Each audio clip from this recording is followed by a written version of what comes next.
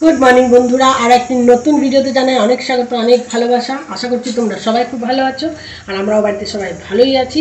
আজ হচ্ছে শনিবার, কিন্তু আজকে আমার সিউড়ি যাওয়া নেই। আজকে সিউড়ি যাওয়াটার দায়িত্ব আমার হাজব্যান্ডের পড়েছে। ও কলকাতা যাবে না, আসলে ওর ক্লাসটা অনলাইন হবে, সেজন্য বললো যে তোমাকে যেতে হবে না, তাহলে আমি কাজটা করে দেবো। তো মেয়েকে নিয়ে সিউড়িতে হাজব্যান্ড যাবে, আর আজ আমার নিরামিষের দিন। তো আজকে আমরা ঠিক করেছি কি পোলাও বানাবো, আর আলু পোস্ত হবে, আর ধনেপাতা দিয়ে মুগের ডাল হবে। তো অনেকটা কাজকর্ম সেরে ফেলেছি। যেমন এই যেখানে প্রেশার কুকার আছে, দেখো এই যে এর মধ্যে আলু সিদ্ধ করা হয়ে গেছে। এদিকে কড়াইটা বসিয়েছি, দাঁড়াও ঘুরিয়ে দেখায়। এই যে কড়াইটা বসিয়েছি, এর মধ্যে আলু পোস্তটা করব, আর মুগের ডালটাও হয়ে গিয়েছে। দাঁড়াও সেটাও তোমাদের দেখাচ্ছি। আগে এই ট্রাইপডটাকে একটু সেট করে নিই। আচ্ছা দাঁড়াও, এই যে ধনেপাতা দিয়ে মুগের ডাল হয়ে গিয়েছে করা। আর এখন পোলাওটা বানাবো।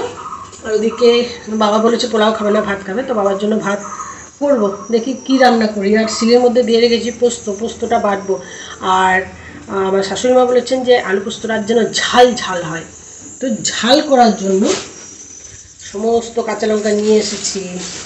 আর এই কাঁচা লঙ্কাগুলো এত ঝাল, কি বলবো, ভীষণ ঝাল। তো দেখা যাক কটা কাঁচা লঙ্কা দিই। ও হ্যাঁ, আমার ননদ আসার কথা আছে। আমার ননদ আবার ঝাল খায় না। আমার মেয়ে যেটুকু ঝাল খায়, আমার ননদ সেটুকুও ঝাল খায় না। আর হাজব্যান্ড তো আমিষ ছাড়া খাবে না। তাই ওকে মাছের জন্য বলা হয়েছে। অনেক রিকোয়েস্ট করেছি যে আজকে যদি নিরামিষ হয়, একটা দিন নিরামিষ হলে ক্ষতি কি, কিন্তু জানি না আমার রিকোয়েস্ট রাখবে কিনা। আসলে নিরামিষের দিনে মাছ টাছ নিয়ে এলে একটু সমস্যা হয়, একটু আমার কেমন লাগবে। তো ঠিক আছে, চলো যা করবে তাই তো করে দিতে হবে। বেচারা তো নিরামিষ খেতে পারে না। হায়দ্রাবাদে গিয়ে ওই কটা দিন ওর যে কী কষ্ট হয়েছে, কি বলবো তোমাদের। আমি তো বারবারই বলতাম যে শিক্ষা নিয়ে নাও এখান থেকে, মাঝে মাঝে নিরামিষ খেতে হবে। তো বলে কি, আমি এখানে যে কষ্ট করে খাচ্ছি, বাড়িতে গিয়ে তো খাবোই না, কোনো মতেই খাবো না। তো ঠিক আছে বন্ধুরা, ভিডিও শুরু করলাম, দিন শুরু করলাম, ব্লগ শুরু করলাম। আগে আগে দেখি কি হয়, আগে আগে দেখি ভিডিওটা কোন দিকে যায়। তো এখনকার মতো টাটা, আবার পরে কথা বলবো তোমাদের সাথে। এখানে দেখো আলু পোস্ত হয়ে গিয়েছে, আর কিছুটা আলু পোস্ত এখানে তুলে রেখেছি, এটাই লঙ্কা দিইনি। আর এই বাটিটায় আলু পোস্তটা তুলবো, কিন্তু তার আগে লঙ্কা দেবো। আর এখানে পোলাওয়ের সমস্ত কিছু দিয়ে মাখিয়ে রেখে দিয়েছি, সামান্য হলুদ দিয়েছি। আর এই যে এখন আলু পোস্তটা দেখছো, এর মধ্যে এখন কাঁচা লঙ্কা বাটা অ্যাড করে দিলাম, যাতে আলু পোস্তটা একটু ঝাল হয়। তো এখন কমপ্লিট হয়ে গেল আলু পোস্ত করাটা। আর আলু পোস্তটা এখন ঢেলে নেবো বাটিতে। আর এদিকে কিছুটা দুধ ছিল, কিছুটা ঠাকুরকে দেওয়া হয়েছিল, আর বাকিটা এখানে গরম করতে বসানো হয়েছে। তো চলো পোলাওটা করে নিই, তারপর দেখাচ্ছি। দেখো আমার পোলাও হয়ে গিয়েছে, চলো তোমাদের সাথে একটু শেয়ার করি। আর গ্যাস সমস্ত পরিষ্কার করে নিয়েছি, সব পরিষ্কার।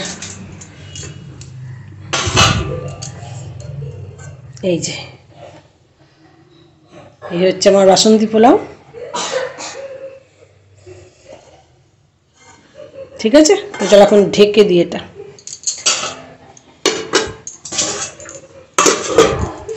আর ওদিকে জুহুরা খেলা করছে ওইখানে, ওইখানে দেখায়, চলো।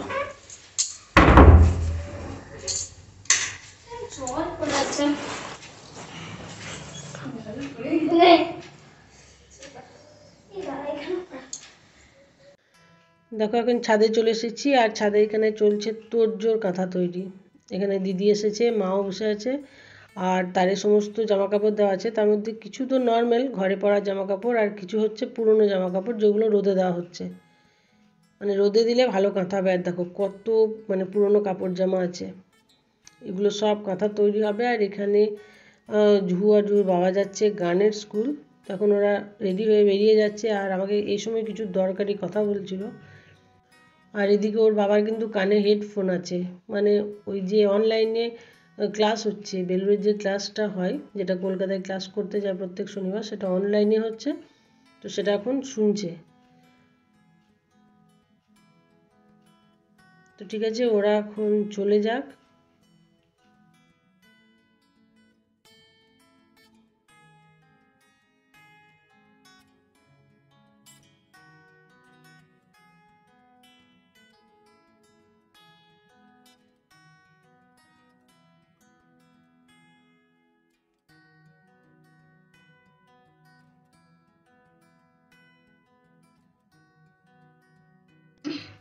আর এদিকে দেখছি এই কুকুরটা অনেকক্ষণ ধরে তাকিয়ে তাকিয়ে দেখছিল আর কি, মানে আমরা যখন দরজাটা খুললাম বেরোলাম তখন গাছ থেকে একটা পাতা পড়েছে, সেই ভয়ে কেমন দৌড়ে পালিয়ে যাচ্ছে দেখো।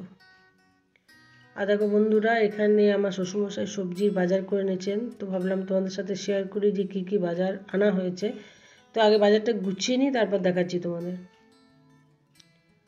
এখানে দেখো বেগুন, তারপর করলা আনা হয়েছে, মূলো, এখানে কিছুটা কুমড়ো আনা হয়েছে, শিম আর টমেটো, আর আনা হয়েছে মটরশুঁটি আর বাঁধাকপি। শীতকালে সবজির বাজার করতেই মজা লাগে। ও এখানে একটু শশাও ছিল। শীতকালে মানে বাজারে এত ভ্যারাইটির সবজি পাওয়া যায়, সবজির বাজার করতেই ভালো লাগে। আর মটরশুঁটিগুলো আমি সব কিছু ছাড়িয়ে একটা কৌটো ভরে রেখে দিই, তো সেটাই করব বলে মটরশুঁটিটা বাইরে রাখছি, বাকিগুলো সব ফ্রিজের মধ্যে ঢুকিয়ে রাখবো।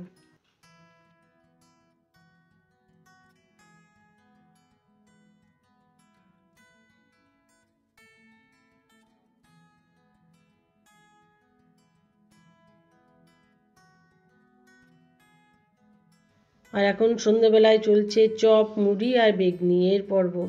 বাবা বাজার থেকে চপ নিয়ে এসেছে, দিদি এসছে বলে, তখন এটা খাওয়া দাওয়া করে নেবো।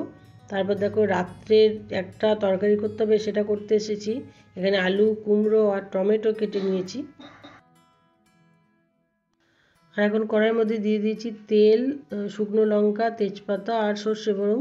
তারপর আলুগুলো দিয়ে দিলাম। আলুগুলো একটু ভাজা ভাজা হয়ে গেলে তারপর এর মধ্যে অ্যাড করে দেবো কুমড়োগুলো। কোনো রকম মশলা দেবো না। তো দেখো আলুগুলো একটু ভাজা ভাজা হয়ে গেছে, এবার এর মধ্যে কুমড়ো অ্যাড করে দিলাম, কিন্তু কোনো রকম লবণ দেবো না। এখন কিছুটা ভাজবো এই কুমড়োটা। তো দেখো বন্ধুরা, অনেকটা ভাজা হয়ে গিয়েছে, এর মধ্যে লবণ আর হলুদ অ্যাড করে দিয়েছি আর কিছুটা মটরশুঁটি দিয়েছি। তো এখন ঝটপট রান্নাটা করে নিই। এটা তো বেসিক রান্না, দেখানোর কিছু নেই। ঘড়িতে বাজে 7:30 আর যাচ্ছি ডিম আনতে। হাজব্যান্ডকে দিনের বেলা নিরামিষ খাইয়েছি আর রাত্রিবেলা নিরামিষ খাবে না। আমার মুখটা কেমন অন্ধকার লাগছে দেখো, গলিটাও পুরো অন্ধকার। এই যে কোনো অসুবিধা নেই, যাওয়া যায়। তো চলো ডিমটা নিয়ে আসি। ও বাবা, আমি তো ভূতের মতো হয়ে গেলাম। দাঁড়াও আলোতে যাই, তারপরে এই ভূতের মুখ দেখা যাবে। এই দেখো আলোতে চলে এসেছি, এই দেখো। এখানে দিদি বসেছে সমস্ত সবজিগুলো নিয়ে সবজি কাটতে, কিন্তু প্রথমে বুঝতে পারিনি যে আমি ভিডিও করছি। এখানে টিভি দেখছে আর সবজি কাটছে। আজকে হলো পরের দিন। গতকাল যে ভিডিওটা করছিলাম সেই ভিডিওটা শেষ করা হয়নি, মানে কাজে কাজে এমন ছিলাম, মানে আমার মনেই ছিল না যে ভিডিওটা শেষ করিনি। আর ভিডিওটা আজকে এডিট করতে গিয়ে দেখছি যে ভিডিওটায় কোনো মানে শেষ করিনি। তো বললাম ভিডিওটা শেষ করি আর কিছু কথা তোমাদের সাথে শেয়ার করি। সেটা হচ্ছে যে আমরা প্রত্যেকে যারা কন্টেন্ট ক্রিয়েটার, বিশেষ করে যারা লাইফস্টাইল ব্লগার, যারা নিজেদের লাইফস্টাইল দেখায়, নিজেদের লাইফস্টাইল দেখিয়ে দর্শকদের এন্টারটেন করার চেষ্টা করে, তো তাদের প্রত্যেকেই দেখবে রিসেন্ট, আমি এর আগেও একটা ভিডিওতে দেখেছি যে ভিউজ অত্যাধিক কম আসছে। তো ভিউজ কম আসার তো অনেক কারণ আছে, বিভিন্ন ধরনের ভিডিও, মানে বিভিন্ন ধরনের টপিক নিয়ে বিভিন্ন লোকে ভিডিও করছে আজকাল। লাইফস্টাইল মানে যারা ব্লগার আছে তাদের দৈনন্দিন জীবনযাত্রা দেখার থেকে একটু রোমাঞ্চকর, একটু মুখরোচক জিনিস দেখতে দর্শকরা একটু বেশি পছন্দ করছে। তো যাই হোক, সেটা তো হবেই, সব কিছু তো উপর নিচে আছে, মানে কখনো ওঠা কখনো নামা, এসব তো চলতেই থাকবে। আর তাছাড়াও যারা সংসার করছে, আমরা যারা সংসার করছি তারা তো সংসারে সব কিছু মেনটেন করে ভিডিও করি। সব কিছু মেনটেন করতে হয়, কারণ নিজের ভিডিওর জন্য, নিজের কাজের জন্য কিন্তু সাংসারিক কোনো কাজকে কখনো অবহেলা করলে চলে না। সেটা কিন্তু আমাদেরকে করতেই হবে, কারণ এদিকটা যদি অবহেলা হয় তাহলে ওদিকটাতে আমরা শান্তিতে ভিডিও করতে পারবো না। আর সারাদিনের কাজকর্ম আমরা যে স্পিডে করি, একটা ভিডিও করে করে কাজ করতে গেলে কিন্তু তার স্পিডটা অটোমেটিক বেড়ে যায়। মানে যে কোনো কাজেই আমি যদি কোনো রান্না করি, সেটা যখন আমি রেকর্ড করি তখন কিন্তু সেটার স্পিডটা বেড়ে যায়।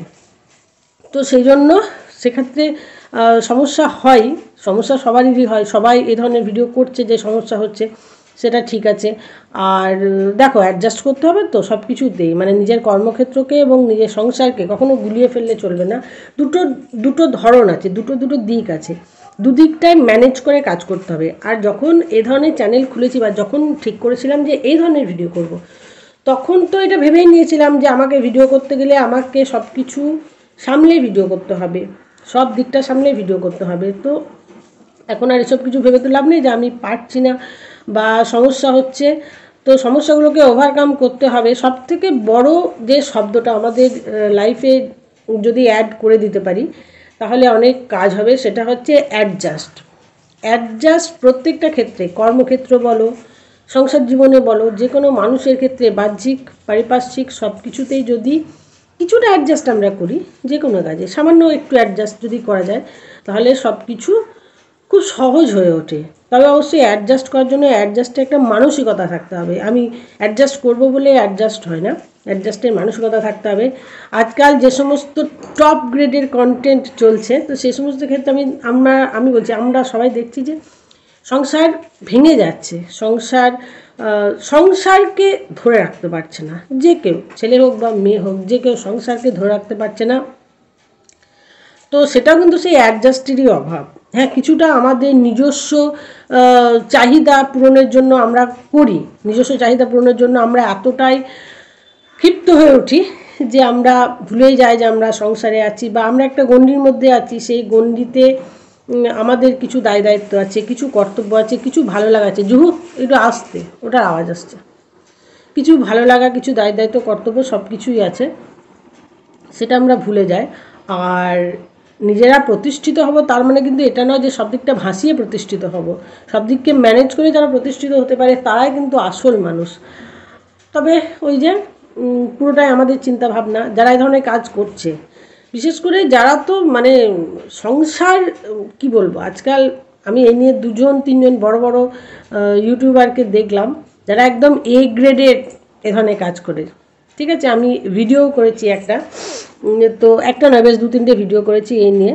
তো তারা দেখলাম প্রথমে সংসারের বিভিন্ন ঝামেলার মধ্যে জড়ালো, তারপর সেই ঝামেলা থেকে বিভিন্ন অশান্তি, বিভিন্ন কিছু করে তারপর আবার সে অশান্তি থেকে বেরিয়ে এলো, দিব্যি সংসার করছে। আবার কেউ কেউ করতে পারছে না, সংসার একদম ছেড়ে দিয়ে চলে যাচ্ছে। তো একটু অ্যাডজাস্ট করলে কোনো ক্ষতি তো নেই, একটু অ্যাডজাস্ট করলে সব কিছুই সুন্দর হয়। বিশেষ করে আমাদের যাদের বাচ্চা কাচ্চারা আছে তারা একটা সুন্দর ভবিষ্যৎ পায়। তো এটুকু তোমাদের সাথে বলার ছিল যে খুব কষ্ট করে আমরা ভিডিও করি, খুব কষ্ট করে কন্টেন্ট চিন্তা করি। বাড়িতে যখন কাজ করি না তখন মনে মনে এখানে সবসময় ঘোরে যে আজকের ভিডিও তো পোস্ট করে দিলাম, কালকের জন্য কি কন্টেন্ট দেব, তারপরের দিনের জন্য কি কন্টেন্ট দেব, কোন কন্টেন্ট দিলে আমার ওপারে যে সমস্ত বন্ধুরা আছে তারা একটু খুশি হবে, একটু ভালো লাগবে তাদের আমাদের ভিডিওটা দেখতে। কারণ দর্শকদের নিয়েই তো সব কিছু না, দর্শকরাই তখন আমাদের কাছে ঈশ্বর। দর্শক ছাড়া তো আমরা চলতে পারি না, তাই দর্শকরা কিসে খুশি হবে সেটুকু চিন্তাভাবনা করতে হয় সব সময়। তাই প্রত্যেককেই বলবো যে একে অপরকে সাপোর্ট করো, একে অপরকে সাহায্য করো, যাতে প্রত্যেকেই মানে সমানভাবে তালে তাল মিলিয়ে ওপরে উঠতে পারি। আর এটা কখনোই বলবো না যে সেই সমস্ত ভিডিও তোমরা দেখো না, শুধুমাত্র আমাদের ভিডিও দেখো। যারা মানে কি বলবো, সে সমস্ত কন্টেন্ট ক্রিয়েটারদের ভিডিও দেখো না যারা নিজেদের ভিউজ পাওয়ার জন্য একদম মানে কি বলবো লিমিট ক্রস করে গিয়েছে। মানে তাদের কাছে ভিউজটা আগে, তাদের কাছে চ্যানেলটা আগে, তো অবশ্যই মানে ভিউজ আগে, ইনকাম আগে, আর কোনো কিছু নয়। আমরা কিন্তু সব কিছুকে তাল মিলিয়ে চলি। তো আমাদের ভিডিও মাঝে মাঝে দেখো, তাতে আমাদেরও ভালো লাগবে আর আমাদেরও একটু ছোটোখাটো স্বপ্ন পূরণ হবে। আর বুঝতেই তো পারছো মানে 2-3 বছর ধরে আমরা যারা ইউটিউবে কাজ করেই যাচ্ছি, একটু আশা করছি যে কবে আমাদের একটা ভিডিও ভাইরাল হবে বা কবে আমাদের মানে কোন দিন আমাদের একটু ভিউজ বেশি হবে। তো তাদের ভিডিওগুলোও একটু দেখো, তাহলে আমাদেরও একটু ভালো লাগবে। এইটুকুই তোমাদের কাছে বলার ছিল। তো চলো ভিডিওটা শেষ করছি, কাল থেকে ভিডিওটা টানছি, আজকে ভিডিওটা শেষ করলাম। যদি ভালো লাগে লাইক কমেন্ট শেয়ার করো, সাবস্ক্রাইব করো। দেখা হবে তোমাদের সাথে আমার নতুন একটা ব্লগে। ততক্ষণের জন্য সবাইকে টাটা।